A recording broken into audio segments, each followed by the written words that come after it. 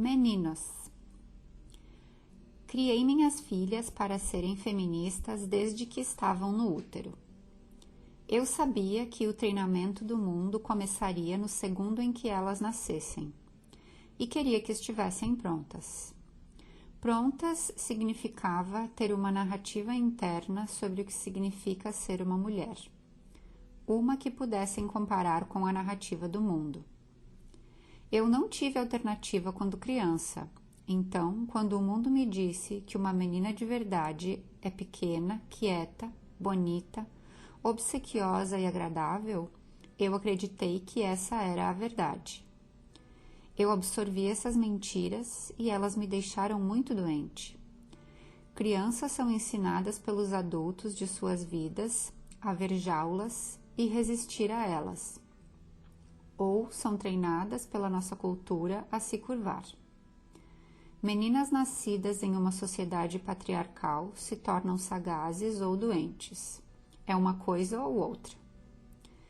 Eu queria que as minhas filhas soubessem o seguinte: você é um ser humano e é direito seu permanecer uma humana completa. Então você pode ser tudo: bagunceira, calma, corajosa, esperta, cuidadosa, impulsiva, criativa, animada, grande, irritada, curiosa, faminta, ambiciosa.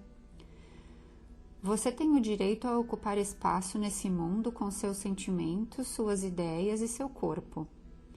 Você não precisa se diminuir. Você não precisa esconder nenhuma parte de si, jamais. É uma batalha vitalícia para uma mulher permanecer completa e viver em um mundo determinado a enjaulá-la. Eu queria dar às minhas meninas o que quer que precisassem para lutar por sua humanidade completa. A verdade é a única arma que pode vencer as mentiras convincentes que o mundo contará a elas. Então, à noite, eu colocava fones de ouvido na minha barrigona redonda e tocava audiolivros sobre mulheres corajosas e complicadas.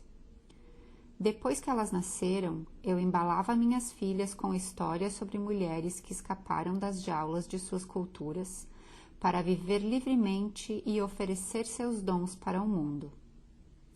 À medida que ia crescendo, saíamos para caminhar e eu imaginava as profissões das mulheres por quem passávamos.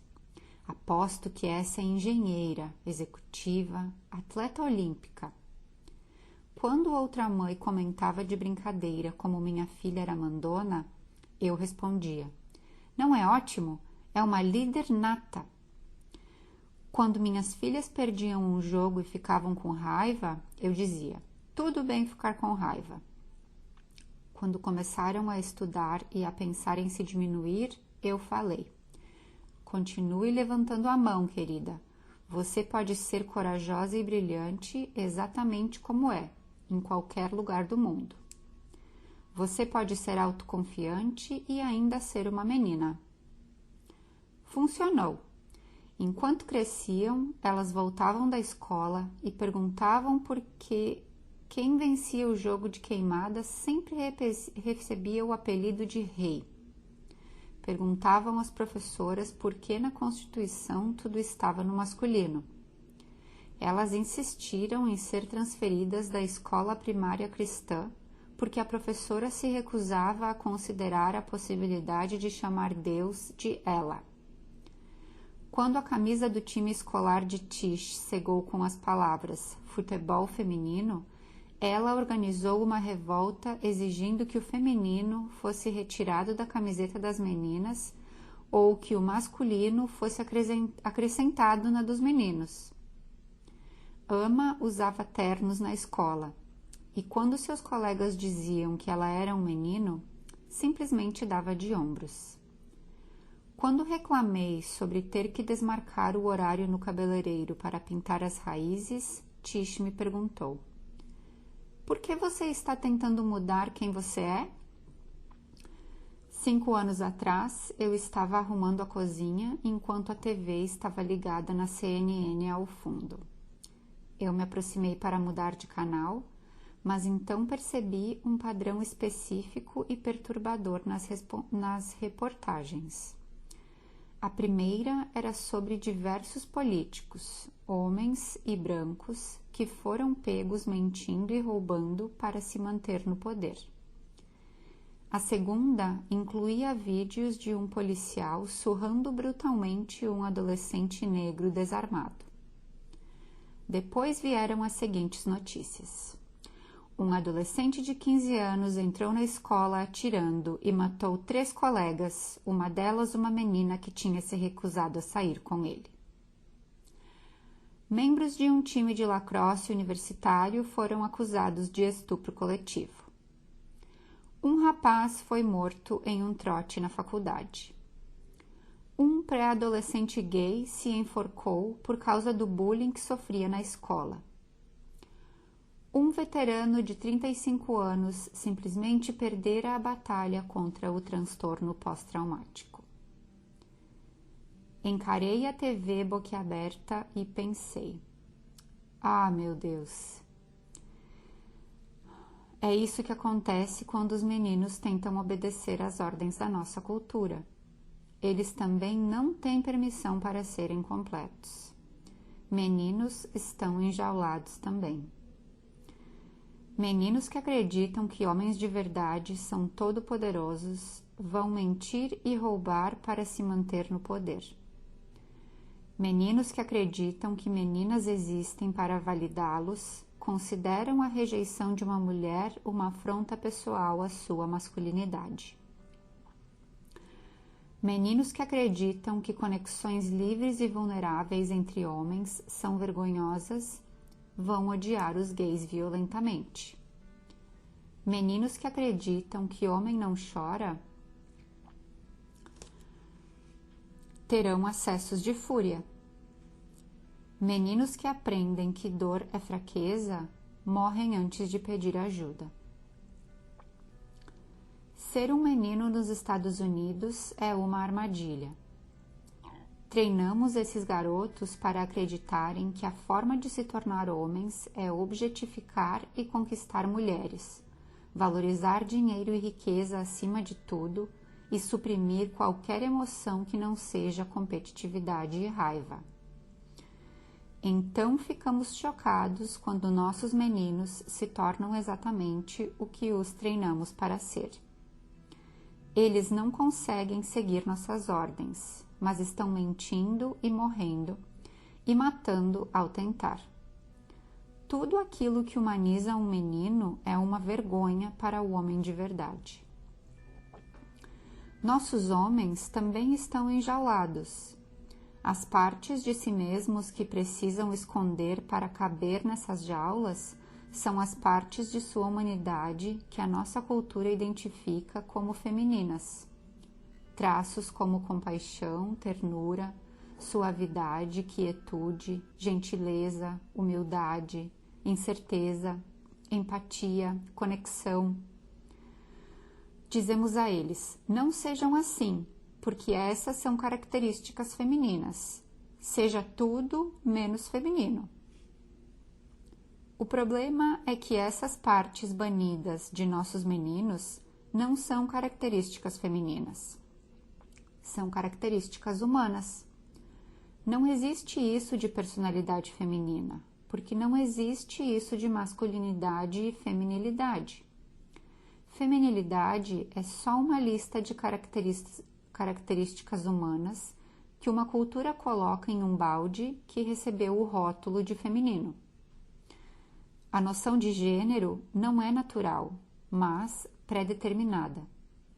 Quando dissemos meninas são carinhosas e meninos são ambiciosos, meninas são frágeis e meninos são durões, meninas são emotivas e meninos são estoicos, não estamos declarando fatos, estamos dividindo crenças, e essas crenças se tornam obrigações.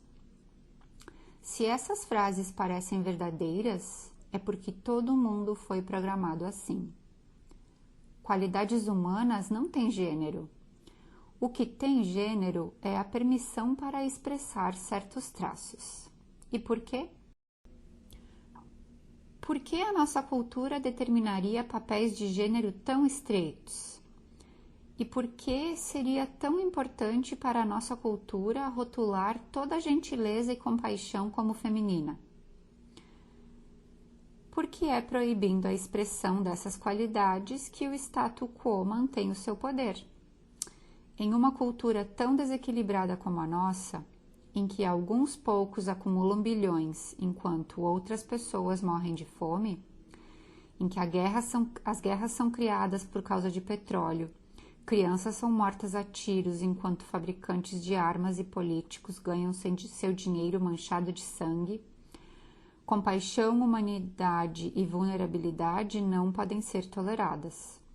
Compaixão e empatia são grandes ameaças para uma sociedade injusta. Então, como o poder reprime a expressão desses traços? Em uma cultura misógina, basta rotulá-los como femininos. Poderemos para sempre usá-los para diminuir as mulheres e envergonhar os homens. Tadá! Não precisamos mais lidar com a gentileza, essa coisa confusa e com enorme poder de transformar. Podemos seguir em frente com uma humanidade que não desafia em nada o status quo. Fiquei parada ali encarando a TV. Pensei em como eu tinha preparado minhas meninas desde o primeiro dia para lutar pela sua humanidade. E eu pensei, que merda! Eu também tenho um filho. Não me lembro de ninar meu filho com histórias sobre homens gentis. Não me lembro de apontar para homens que passavam dizendo: aposto que ele é um poeta, um professor, um ótimo pai.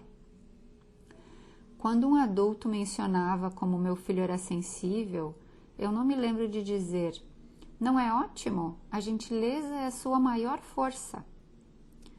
Quando ele começou na escola, não me lembro de avisar: você pode ser quieto, triste, empatético, pequeno, vulnerável, amoroso e gentil, exatamente como é em qualquer lugar do mundo. Você pode ser inseguro e ainda ser um menino. Eu não me lembro de dizer a ele que meninas não são conquistas. Elas não existem como coadjuvantes na história dos homens. Elas existem por si só. Quero que meu filho permaneça humano.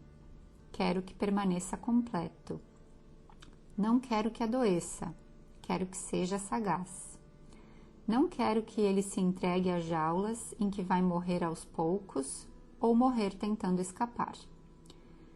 Não quero que se torne outro tijolinho inconsciente que o poder usa para construir fortalezas em torno de si mesmo. Quero que ele saiba a história de verdade, que ele é livre para ser completamente humano sempre. Meu filho é um ótimo aluno e atleta. Faz turmas avançadas, fica acordado até tarde estudando, depois acorda cedo para o treino. Até poucos meses atrás, eu usava isso como desculpa para dar uma colher de chá para ele nas tarefas domésticas. Eu arrumava o quarto enquanto ele estava na escola, lavava suas roupas, arrumava a bagunça que ele deixava à noite na sala de estar. Uma noite ele pediu para não lavar a louça porque tinha que terminar o dever de casa. Eu concordei, enquanto eu, Abby e as meninas terminávamos de arrumar tudo. Naquela noite na cama, Abby virou para mim e disse: querida, eu sei que é por amor, mas você protege o Chase e ele se aproveita disso. Que absurdo, eu reclamei. Mas então passei uma hora deitada na cama, encarando o teto com os olhos arregalados. No dia seguinte, liguei a TV e vi um comercial sobre um casal com um filho recém-nascido. A mãe estava deixando o bebê com o pai para voltar ao trabalho pela primeira vez. A câmera seguia o pai pela casa, enquanto a Alexa toda hora cantarolava lembretes que a mãe tinha programado na noite anterior. Aula de música às 9, almoço ao meio-dia, A mamadeira está na geladeira.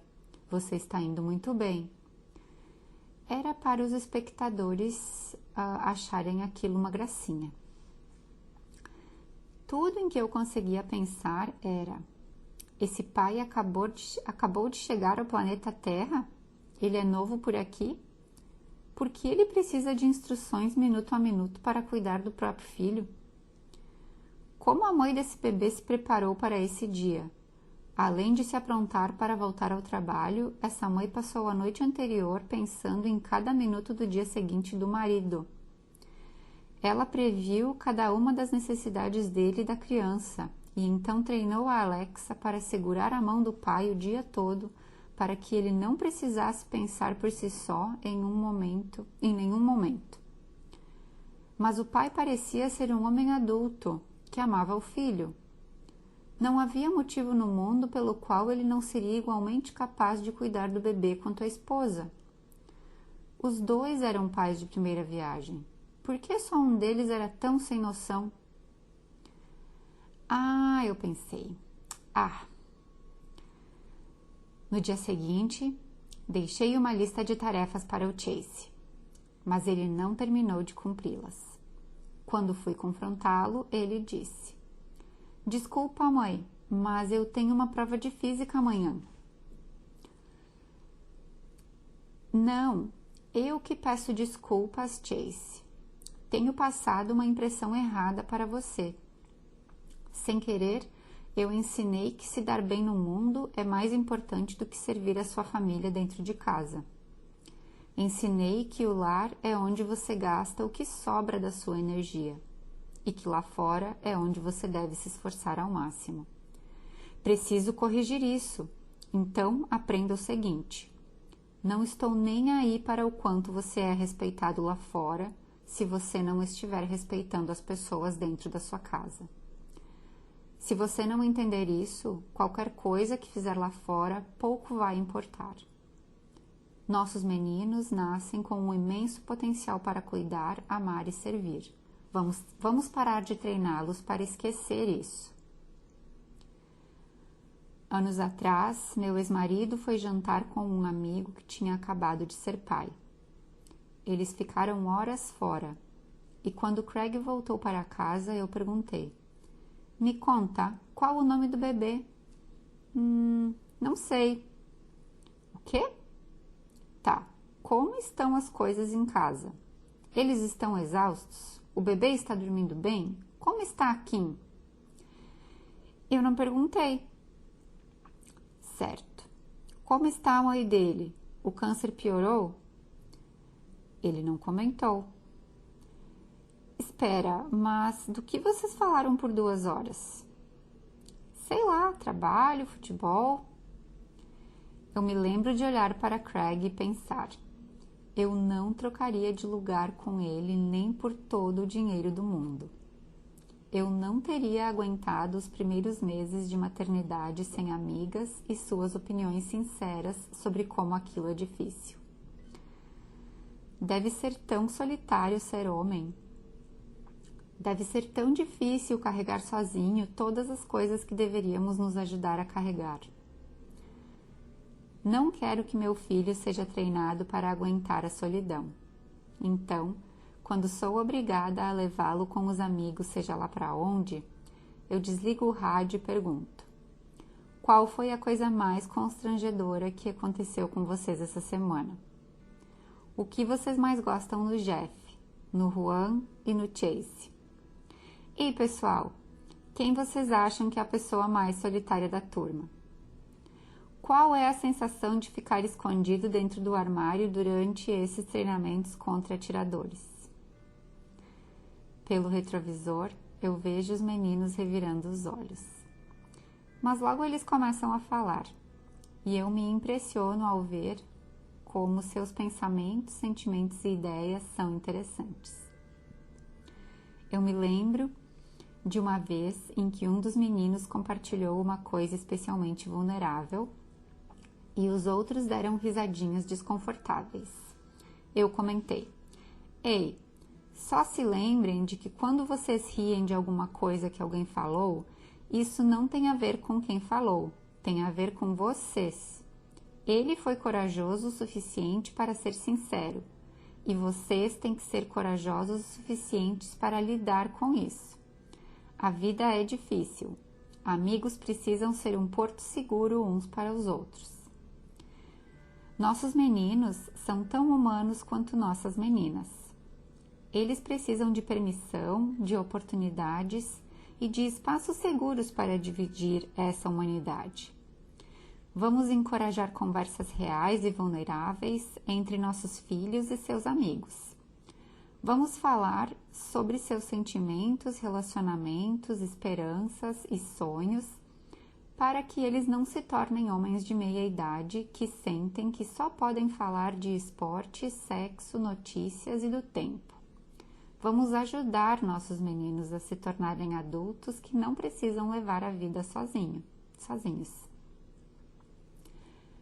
Meu amigo Jason me contou que durante toda a sua infância ele só chorava no banheiro porque as lágrimas incomodariam o pai e a mãe. Seja homem, eles diriam. Ele me contou que ele e a esposa Natasha estavam tentando criar o filho de forma diferente. Queriam que Tyler pudesse expressar todas as suas emoções em segurança. Então, Jason estava sendo um modelo para o filho, se expressando mais abertamente na frente dele e da esposa. Depois de me contar isso, ele disse: talvez eu esteja imaginando coisas, mas sinto que quando me mostro vulnerável, Natasha fica desconfortável. Ela diz que quer que eu seja sensível, mas nas 2 vezes que chorei na frente dela ou admiti que estava com medo, senti ela se afastar. Natasha é minha amiga próxima, então eu a questionei sobre isso. Quando contei o que Jason dissera, ela pareceu surpresa. Não acredito que ele percebeu isso, mas ele tem razão. Eu me sinto estranha quando ele chora. Tenho vergonha de dizer que sinto uma coisa meio parecida com nojo. Mês passado ele admitiu que estava com medo por causa da nossa situação financeira. Eu falei que passaríamos por aquilo juntos, mas por dentro eu me vi pensando: seja homem, cara. Seja homem? Cruz credo, eu sou feminista, sabe? É um horror, não faz sentido. Não é um horror e faz total sentido. Como as mulheres são igualmente envenenadas pelo conceito de masculinidade da nossa cultura, entramos em pânico quando os homens se aventuram para fora de suas jaulas. Nosso pânico faz com que eles sintam vergonha e voltem direto para lá. Então, precisamos decidir se queremos que nossos parceiros, irmãos e filhos sejam fortes e solitários ou livres e acolhidos. Talvez parte da libertação de uma mulher seja libertar também o seu parceiro, seu pai, seu irmão e seu filho. Quando nossos homens e meninos chorarem, não devemos verbalizar nem emanar o discurso de não chora, querido. É preciso estar confortável e permitir que os homens de nossa vida possam expressar, gentil e constantemente, suas dores humanas. Desse modo, os acessos de raiva deixarão de ser seu meio de comunicação favorito. Vamos abraçar nossa força de modo que nossos homens possam ser frágeis. Vamos todos, homens, mulheres e todos entre uma coisa e outra ou além, reivindicar nossa humanidade completa.